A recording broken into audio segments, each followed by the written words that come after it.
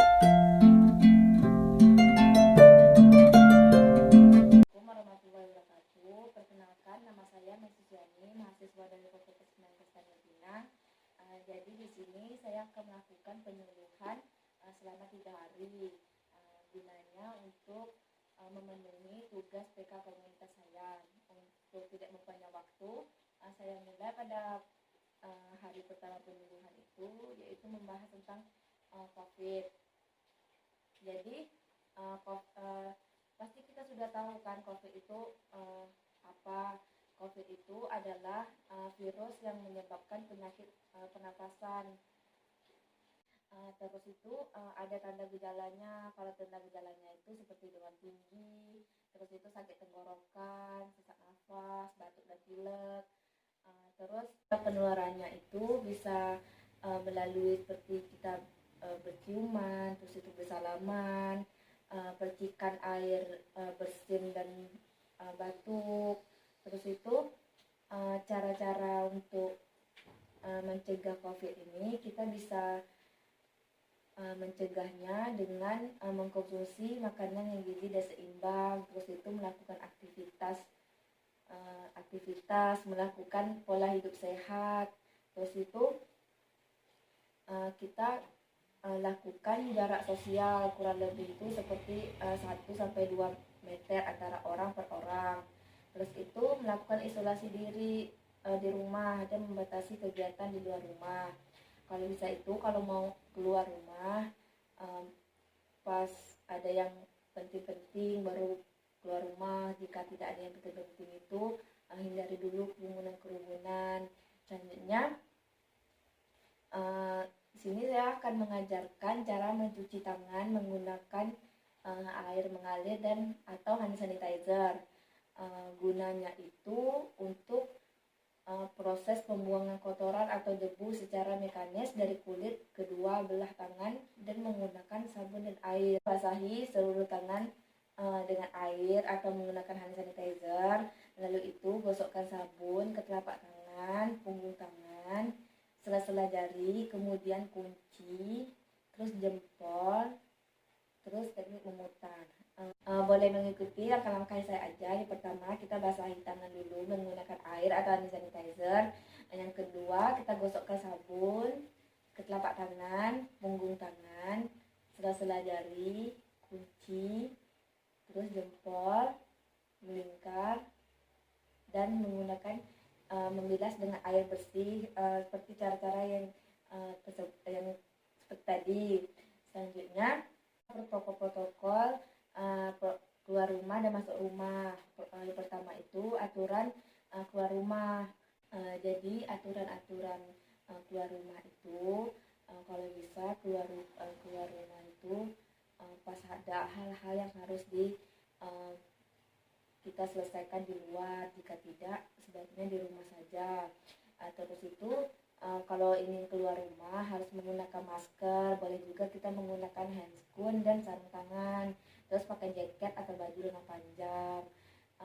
Terus usahakan tidak menggunakan transportasi umum, karena kan transportasi umum itu banyak orang, kita nggak tahu orang itu terpapar virus atau tidak kan. Terus usahakan membawa hand sanitizer untuk mencuci tangan. Terus jaga jarak. Terus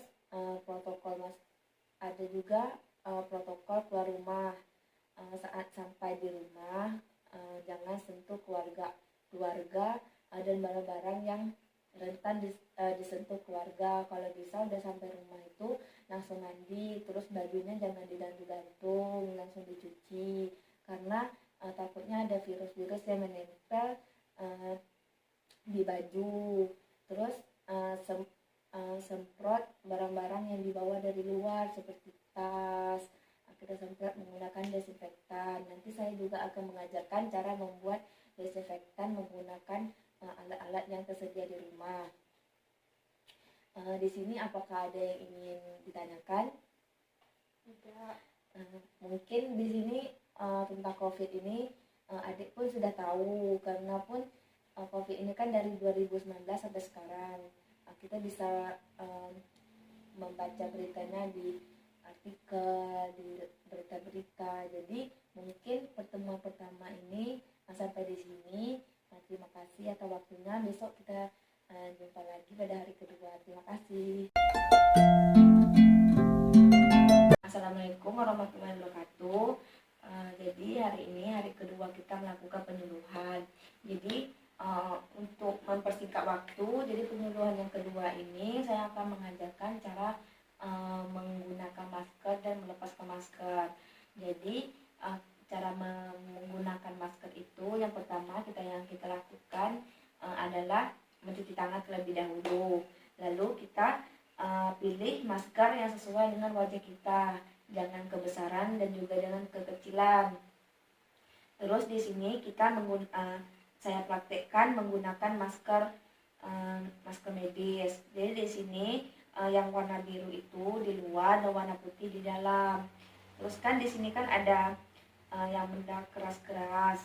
Yang keras ini di atas, yang yang tidak ada yang keras ini di bawah.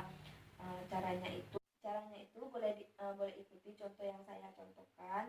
Jadi pertama kita memakai masker, lalu di bagian keras ini kita tekan membentuk batang hidung. Gunanya untuk agar virus atau mencegah virus atau debu-debu masuk ke saluran pernapasan. Terus itu cara melepaskannya itu terlebih dahulu kita mencuci tangan seperti cuci tangannya saya ajarkan tadi.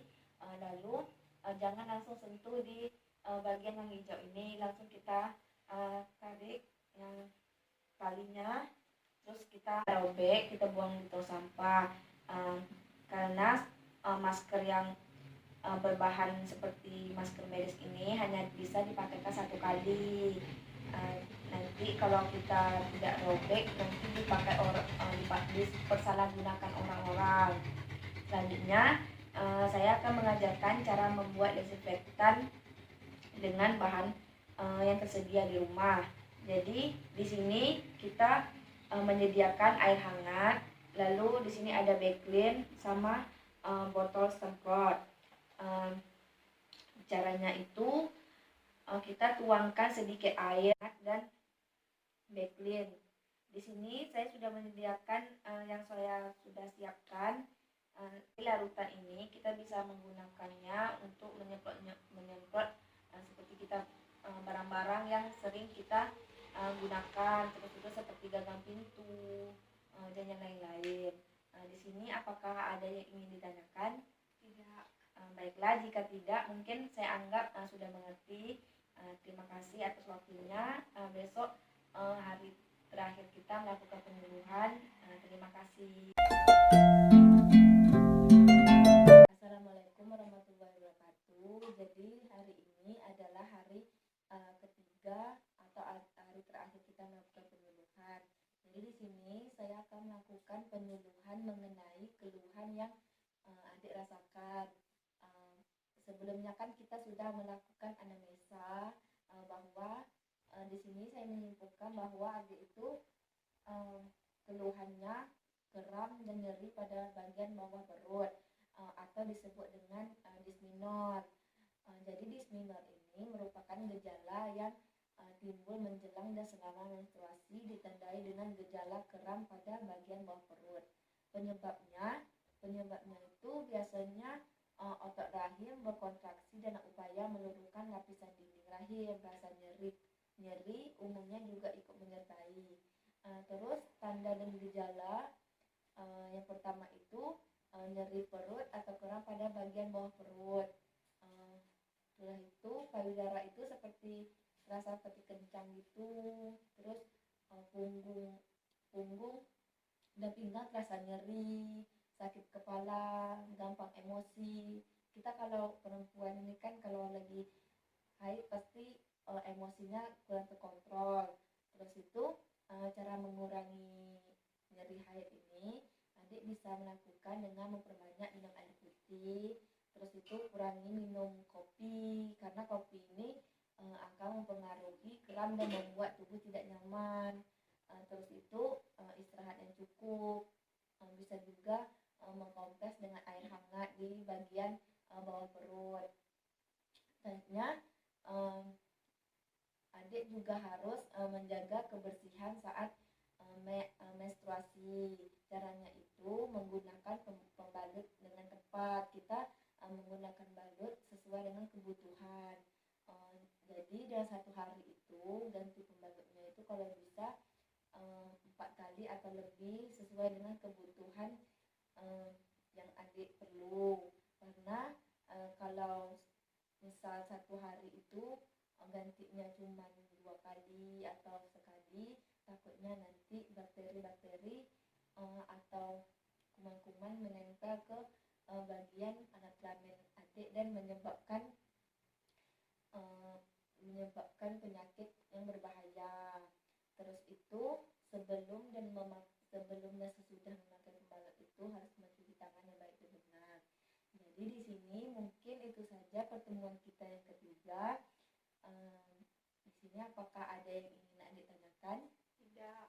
Kalau tidak, adik bisa mengulangkan sedikit apa yang saya sampaikan tadi. Cara untuk mengurangi rasa nyeri dan kram pada perut, yang pertama mengonsumsi air putih yang banyak, istirahat yang cukup, dan mengompres bagian perut yang kram. Itu aja Kak. Mungkin sampai di sini saja hari pertemuan terakhir kita. Terima kasih atas waktunya selama 3 hari. Semoga apa yang saya sampaikan bermanfaat. Saya ucapkan terima kasih. Assalamualaikum warahmatullahi wabarakatuh.